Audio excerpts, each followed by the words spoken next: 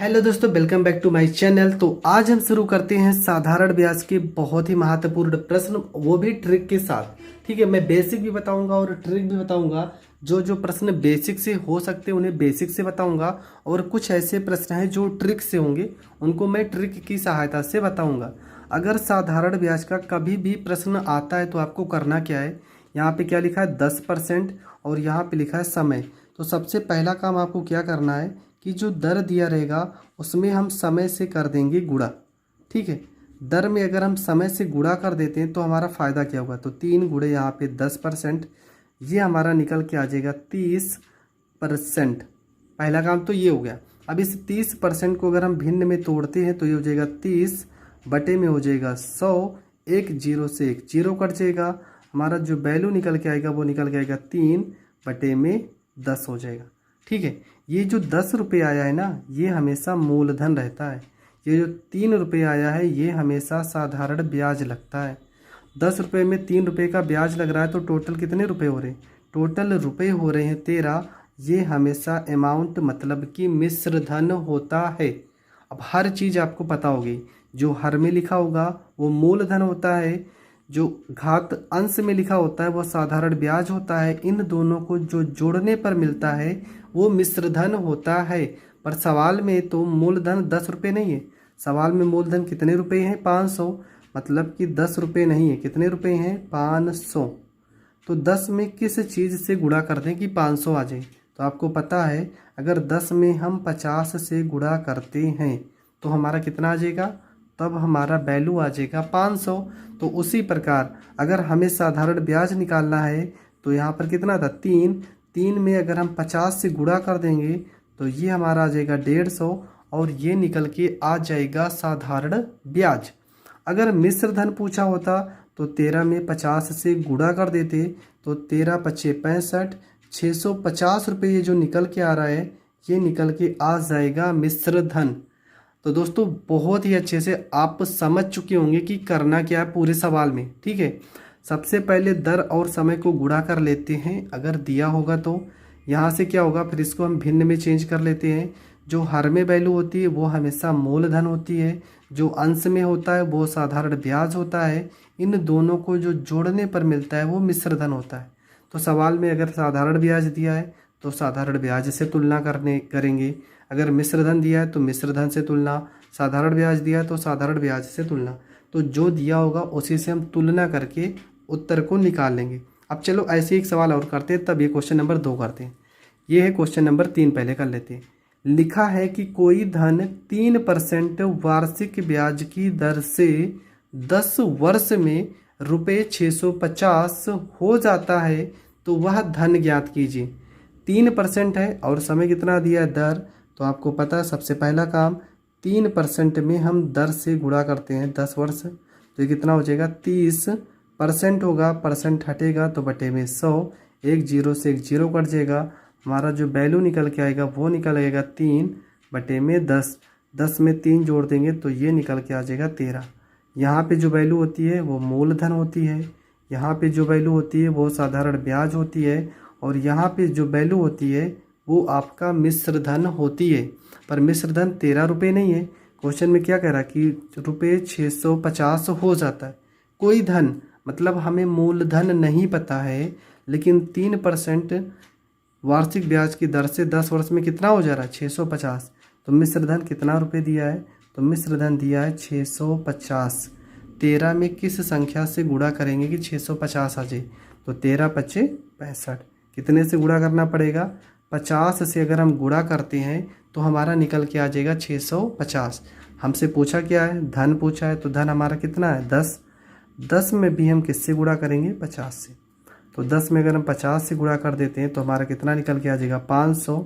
ये हमारा मूलधन हो जाएगा। अगर साधारण ब्याज निकालना हो तो 3 में हम 50 से गुणा कर देंगे तो ये आ जाएगा 150 रुपये। ये हमारा साधारण ब्याज भी निकल के आ जाएगा। आई होप आप ये प्रश्न भी बहुत अच्छे से समझ गए होंगे। अब अगला प्रश्न भी देख लेते हैं। प्रश्न में लिखा है कि रुपये 1500 का धन 6% वार्षिक दर से 5 वर्ष के लिए उधार दिया गया, अवधि के अंत में मिश्र धन कितना होगा, ये हमें बताना है। तो चलो सबसे पहले क्या लेते हैं, दर लेते हैं और समय। तो यहाँ पे दर कितना दिया 6%, गुणे में कितना हो जाएगा 5 हो जाएगा। दोनों को गुणा करते हैं तो हो जाएगा 6 पंचे 30 और यहाँ पर हो जाएगा परसेंट। तो परसेंट हटाते हैं तो क्या हो जाएगा 3/10 हो जाएगा और 10 में 3 जोड़ देंगे तो ये निकल के आ जाएगा 13। मूलधन हमारा 10 रुपये है पर लेकिन प्रश्न में कितना बोला है, प्रश्न में तो बोला है कि 1500 रुपये है। तो 10 में किस संख्या से गुणा कर दें, अगर 10 में हम 150 से गुणा कर देते हैं तो हमारा मूलधन कितना आ जाएगा 1500 रुपये। और क्वेश्चन में पूछा है मिश्र धन कितना होगा, तो 13 में भी हम कितने से गुणा कर देंगे 150 से। तो ये हो जाएगा 0, 15 तियाँ 45 के 5 हासिल आ गया 4 और 15 एकम 15 4 19, तो 1950 रुपये ये आपका हो जाएगा मिश्र धन। अगर क्वेश्चन में साधारण ब्याज पूछा होता तो 3 में हम गुणा कर देते 150 मतलब 150 से, तो 15 तियाँ 45 ये 450 रुपये आपका आ जाएगा साधारण ब्याज। तो ये प्रश्न में भी आपका मिश्र धन पता चल गया, मूलधन तो दिया ही था और ये आपका साधारण ब्याज भी निकल गया। अब एक क्वेश्चन और इस तरह से है। तो प्रश्न आपका क्या है कि साधारण ब्याज की किस वार्षिक दर से ₹600 का 10 वर्ष का साधारण ब्याज कितना हो जा रहा है 120 रुपये हो जा रहा है। तो इसको हम फार्मूले की सहायता से ही कर देते हैं। फार्मूला होता है साधारण ब्याज बराबर मूलधन गुणे दर गुणे समय बटे 100, यही तो फार्मूला होता है। तो छोटा सा सवाल है तो हम फार्मूले की सहायता से ही कर देते हैं। साधारण ब्याज दिया 120 रुपये, मूलधन आपका दिया है 600 रुपये, दर आपका दिया है 10, समय आपको निकालना है तो इसे यन मान लेते हैं, बटे में आपका किस वार्षिक दर से आपका आर का वैल्यू निकालना है। ठीक है, आर यहाँ पे हो गया 100, 1 0 2 0, 1 0 से 2 0, 1 0 से 1 0, 6 2 ना 12। आर आपका कितना निकल के आ गया, तो आर आपका निकल के आ गया 2% और ये आपका हो जाएगा करेक्ट आंसर। आई होप आपको ये चारों के चारों प्रश्न बहुत अच्छे से समझ में आए हैं। इस टॉपिक के अभी बहुत सारे सवाल हैं तो आप उन सारे टॉपिक को देखना ना भूलें और 27 तारीख के पेपर की बहुत अच्छे से तैयारी करें। तो मिलेंगे नेक्स्ट वीडियो में, तब तक के लिए जय हिंद जय भारत। दोस्तों तो आज हम सीखते हैं साधारण ब्याज की वो कौन कौन से टॉपिक है जो पेपर में बहुत बार आए हैं और उन सारे टॉपिक को बहुत अच्छे से हम कवर करते हैं। ठीक है, तो हर एक टॉपिक को हम बहुत ही सरल तरीके से करेंगे और आपको बताएंगे कि इन सारे टॉपिक को हम किस तरीके से कर सकते हैं। ठीक है, तो चलो बढ़ते हैं अपने पहले क्वेश्चन की ओर। और आपका पहला क्वेश्चन है कि कोई धन साधारण ब्याज की वार्षिक दर से 5 वर्ष में अपने का 3/2 हो जाता है तो ब्याज की वार्षिक दर बताओ। तो ऐसे सवाल में आपको समझना क्या है कि क्या कहना चाह रहा है। कोई धन है साधारण ब्याज की वार्षिक दर से 5 वर्ष में अपने का कितना हो जा रहा है 3/2 हो जाता है तो ब्याज की वार्षिक दर क्या होगी, ये हमें हल करना है। उसके बाद क्या करना है, तो यहाँ पे आपको समझना क्या है कि ये जो 3/2 लिखा है ना, इसका मतलब क्या है। ये जो 2 लिखा है बटे में, ये आपका मूलधन है। ठीक है, ये आपका क्या है, तो ये आपका मूलधन है और जो 3 ऊपर लिखा है ना, ये आपका मिश्र धन है। बस यहीं से आपको पूरा का पूरा प्रश्न सॉल्व कर लेना है। जो बटे में वैल्यू लिखी है ये आपकी मूलधन है और जो ऊपर 3 लिखा है ये आपका मिश्र धन है। तो आप सीधा सा बता सकते हैं कि साधारण ब्याज कितना होगा। साधारण ब्याज क्या होता है, मिश्र धन और मूलधन का अंतर। तो 3 में से 2 गया, क्या आ गया 1, ये आपका आ गया साधारण ब्याज। अब तो कर ही सकते हैं, फार्मूला क्या होता है, SI बराबर P into R into T upon में क्या होता है 100 होता है। तो SI का वैल्यू कितना आ गया 1 आ गया, P आपका कितना है 2 दिया है, R आपको निकालना है और T आपका दिया है 5 बटे में यहाँ पे हो जाएगा 100 हो जाएगा। 5 दूना 10 से 1 0 कट जाएगा, सीधा R का मान आपका कितना निकल के आएगा 10% और ये आपका करेक्ट आंसर हो जाएगा। अब इसी तरह से हम 2-3 प्रश्न और करते हैं और फिर ये टॉपिक आपका पूरा का पूरा क्लियर हो जाएगा। जैसे कि अगला क्वेश्चन क्या लिखा है कि एक धनराशि साधारण ब्याज की वार्षिक दर पर उधार दी गई, वह 3 वर्ष में अपने की 5/4 गुनी हो गई, तो वार्षिक दर ज्ञात कीजिए। तो हम कैसे हल करेंगे समझते हैं। हमने कहा यहाँ पे जो 4 लिखा है ये आपका मूलधन है, ठीक है। ये जो 5 लिखा है ये आपका मिश्रधन है। तो आपका साधारण ब्याज क्या हो जाएगा, इन दोनों का अंतर, 5 में से 4 गया 1।